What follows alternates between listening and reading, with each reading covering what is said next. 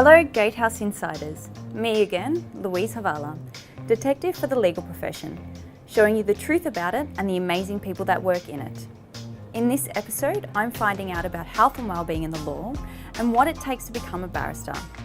Who else to better shed a light on these areas other than Dr. Michelle Sharpe, barrister and advocate for mental health within the law. Also, don't forget to subscribe to the Gatehouse Legal Recruitment YouTube channel or you might miss out.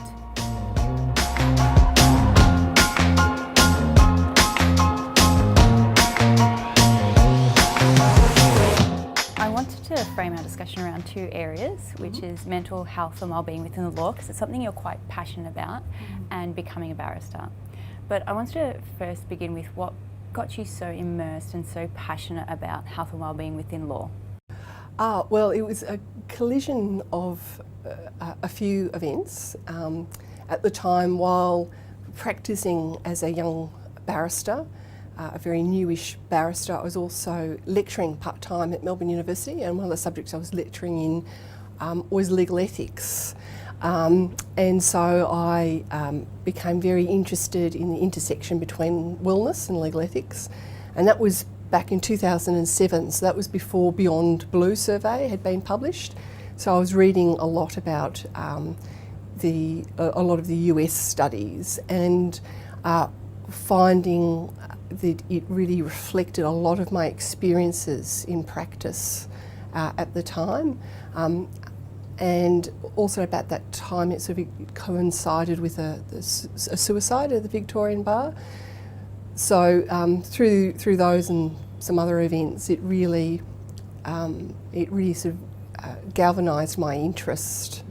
And from that, I went to the Victorian Bar chairman at the time and pointed out this research, and he was fantastic, and also, given recent events at the bar, assisted me in setting up the bar's Health and Wellbeing Committee, as it's now become known. Back then it was called Bar Care Committee.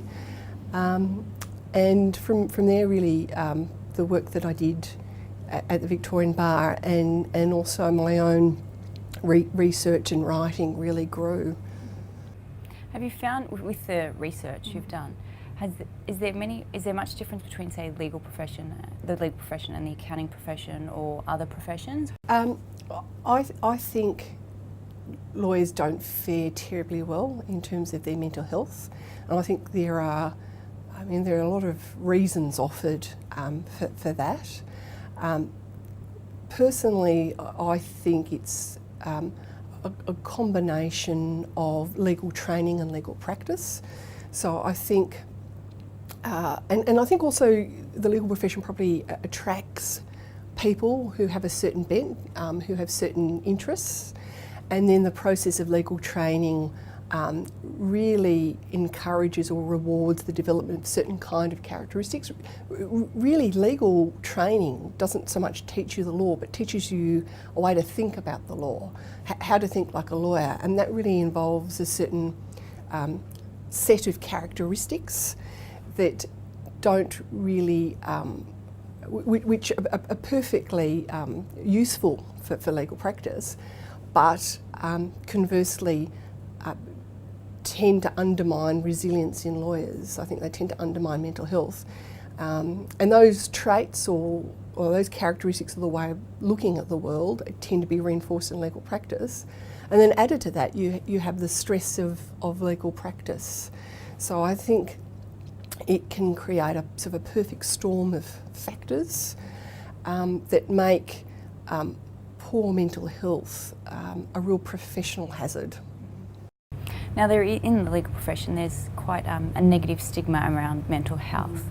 What's your thoughts on this, and how can we change our viewpoint of mental health so it allows people to open up and actually speak about it more openly? Yeah. Well, as you know, mental health is stigmatised right across the community, but I do think it's particularly bad in the legal profession, and I think that's so for a couple of reasons. I think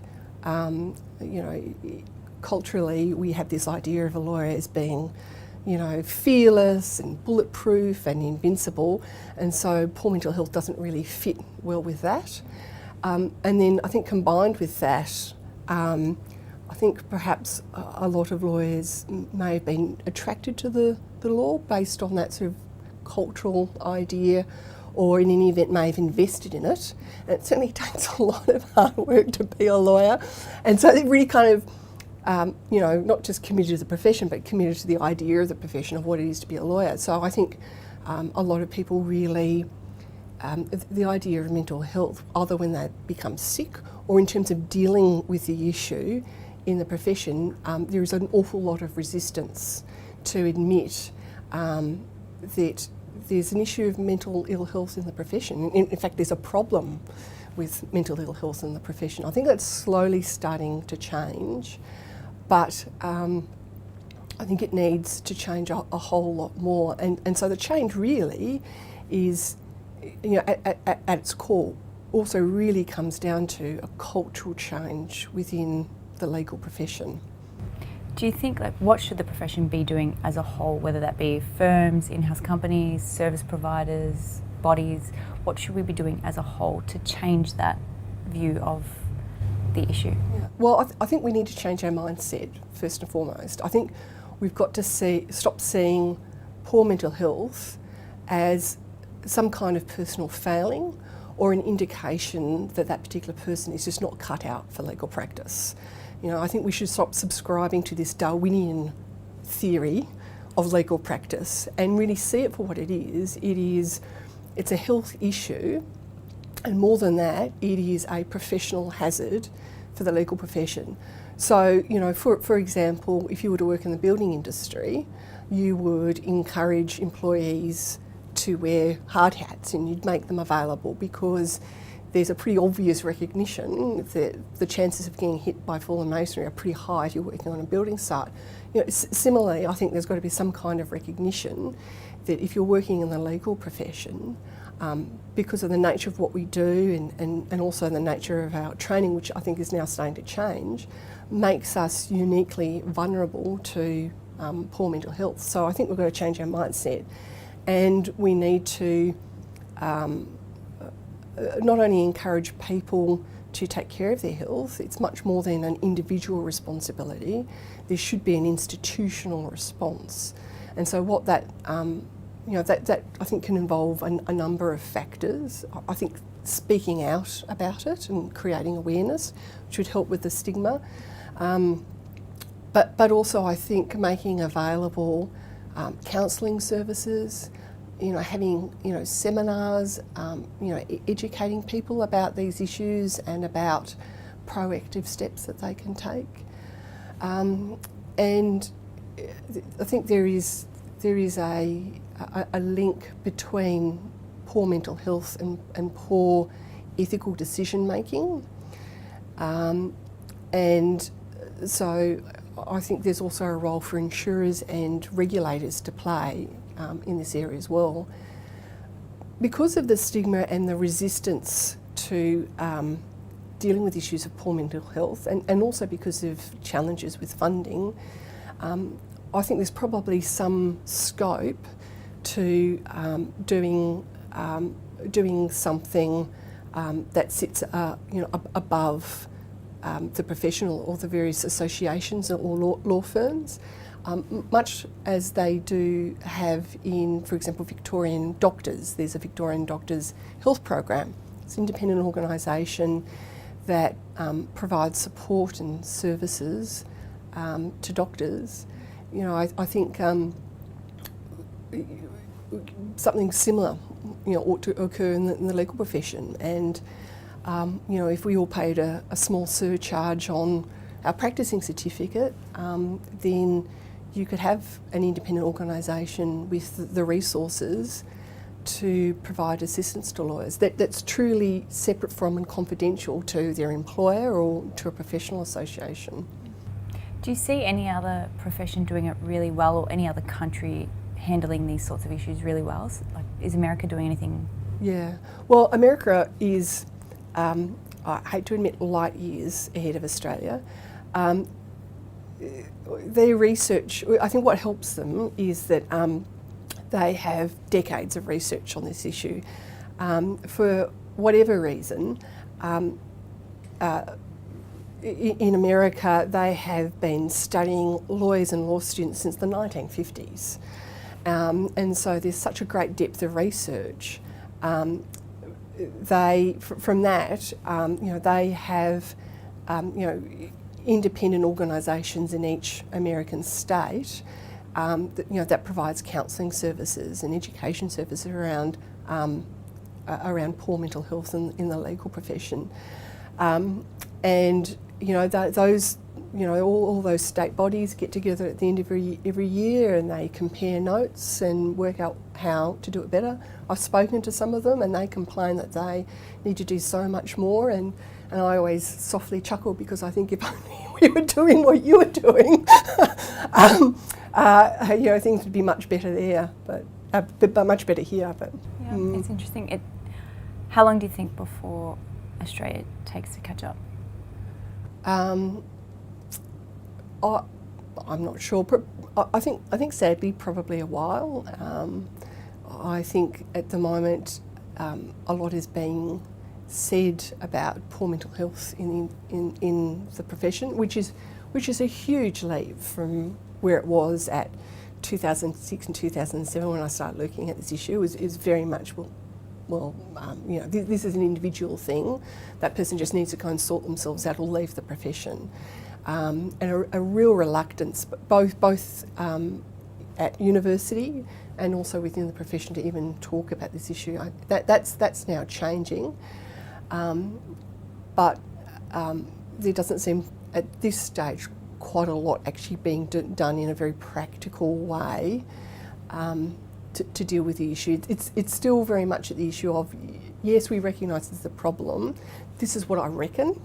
So there's a lot of people who, when asked to talk about the issue, will talk from personal experience. And while it's great that there's now really starting to be a conversation, I think we need to look more and talk more beyond just what our personal experience is and start tapping into a lot of the research and look what's happening in places like America or even here in Victoria with the Victorian Doctors' Health Program, and start learning from what other people are doing. Yeah. I suppose the legal profession requires high standards of accuracy and technical excellence, which makes them want to be perfect and in everything they do. First of all, what does perfectionism have to do with mental health, and what strategies can lawyers implement so that they overcome their perfectionism through their practice? Yes, perfectionism along with pessimism and a combative approach to dealing with legal issues are all things that we've learnt in law school, and they help to create a sort of a perfect storm when it comes to undermining mental health in lawyers. Whilst striving to get things perfect and absolutely accurate is a very useful attribute and perfectly functional in legal practice, but it's unfortunately what they don't teach you in law school is that perfection in an imperfect world is simply impossible, and also at least when I was studying law and also teaching law,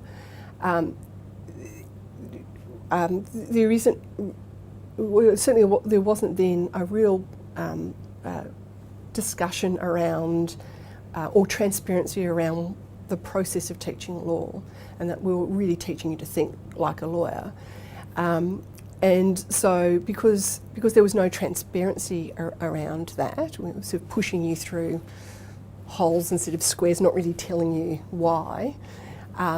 There was no real discussion about the pitfalls in thinking that way, and particularly if you, and when it becomes so much of a part of the way that you look at something and work, you take that to your personal life, and how destructive that can actually be. How destructive it can be to take the qualities of perfectionism or pessimism into a personal relationship, or when you're dealing with something that's personally challenging, taking that particular mindset, to those particular challenges, just how unhelpful that can be in terms of your resilience and your mental health. So it's so now I think it's changing. Certainly in places like Leo Cussin and the universities, now there's an awareness that we have to be a bit more transparent about training, and we ought to be having discussions about mental health and coping strategies. And I think what's also really inadvertently helping that along is actually the growth of alternative dispute resolution, because that requires a completely different toolkit. I mean, it requires things like self-awareness and empathy in order to be a truly effective communicator. So I think inadvertently, also alongside this discussion about mental health,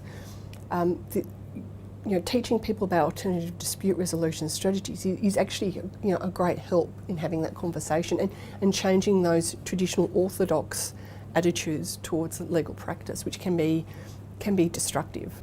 So I think the two need to work together more, and I think that ought to be happening more as well. I don't think it is. I think there is a great movement within universities and amongst legal educators to really deal with mental ill health, but there's not a lot of dialogue, a little bit, but not an awful lot of dialogue going on between the university teachers and the legal profession. And equally, the legal profession, I think, really need to be looking at some of the work that's being done by universities and some of the things that's being said by researchers in that area, to get a bit of a better idea or a handle on what are the issues and what are the ways of dealing with them, as well as helping with the transition from law students to legal practitioners. Now, moving on to, because you're a barrister, what motivated you to go to the bar? Oh, well, at the age of 11, I was called as a witness in a criminal trial, and I was cross-examined and was thoroughly smitten with court process and court procedure. I don't think I made a terribly good witness.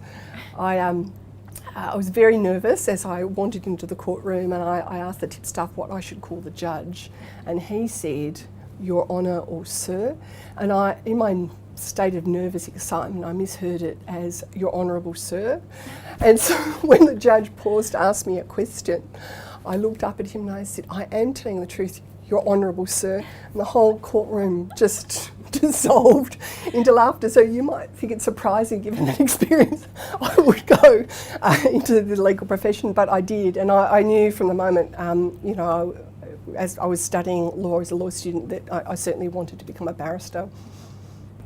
And for, I suppose, lawyers wanting to transition to the bar, say from practice, would you say to them, like, how long before they should transition? Should they practice as a lawyer first and then move to the bar?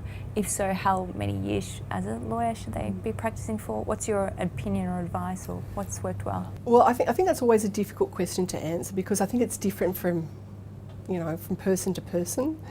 For me, I spent about, I think, 3 or 4 years as a solicitor, and I found that very helpful in sort of getting a feel for the legal profession and sort of expectations within law firms before making a move to the bar, and also making some contacts as well, with people who, ultimately might brief me. So I thought that was really quite important. But, I've known people who have gone almost directly to the bar, or who've done something else before coming to the bar, haven't necessarily worked as a solicitor, and they've done very well. So I suppose it's very much an individual thing. And what's, I suppose, one bit of advice that you would give another lawyer or barrister transitioning to the bar? What's your advice to help them with a successful career at the bar? Don't take anything personally. Develop a thick skin. But importantly, I think, and this is tying back to issues about mental health, I think it's really important to develop a strong support network of people at the bar that you can talk to, not just one person, but a variety of people, because there are some people you would speak to about one issue but not another. But also, having a support network of people who are not lawyers, I think is equally as important, because it really does give you perspective. And I think this idea about thinking like a lawyer and sort of buying into the idea of being a lawyer, that sometimes as lawyers we all look at the world a certain way and forget not everybody sees the world as we do, and not everybody thinks what we think is important, is important. My husband hates being dragged to legal events. He thinks lawyers are the most boring people in the world, who only ever talk about themselves or the law. And I find him to be very grounding, to remind me, what's important or not important. And particularly, in my early years of the bar, where I had a tendency to really strive for perfection and take things personally. I mean, I'll never forget one of my first trials on my own. I think it was only in the first year at the bar, and it was a magistrate court trial, and I lost, and I was so upset. And I was speaking to my husband, then fiancé, and I was talking about the evidence, and I couldn't understand how I'd lost, and he said to me, he said, "Hang on a minute, there was just you and the other party." And he's a stockbroker by trade, so he's very mathematical. And he said, "Well, you had a 50-50 chance of losing." And I don't know if that was strictly correct, but it did really help lend a bit of perspective. Yeah. We're seeing more and more women in the legal profession. What can you share your experience, I suppose, as a female barrister, and how it's changed from when you started the bar to how it is now? Well, I think it's still challenging to be a female barrister. I think it's getting a little bit better. I think we're now seeing more women promoted to the bench, seeing more women taking silk. But I still think we've got a way to go. I still think there are certain stereotypes that are alive and well that can undermine women's progress at the bar. So I do think unfortunately we've still got some way to go, but there's progress, so there's hope. Hopefully sooner rather than later. Yeah, certainly. I've got 2 daughters, and as much as I try to dissuade them from ever becoming a lawyer, I've got one in particular who's quite keen. So, I've got an investment there. I really want to see it change, not just for me, but for my daughter, who may unfortunately join me. Michelle, this has been wonderful, so thank you. Thank you very much. No worries. Thank you. And that's it. Another episode of Gatehouse Insights draws to an end. Thank you for watching. Thank you for sharing this video with your friends. And as always, make sure you subscribe to the Gatehouse Legal Recruitment YouTube channel so you can see more.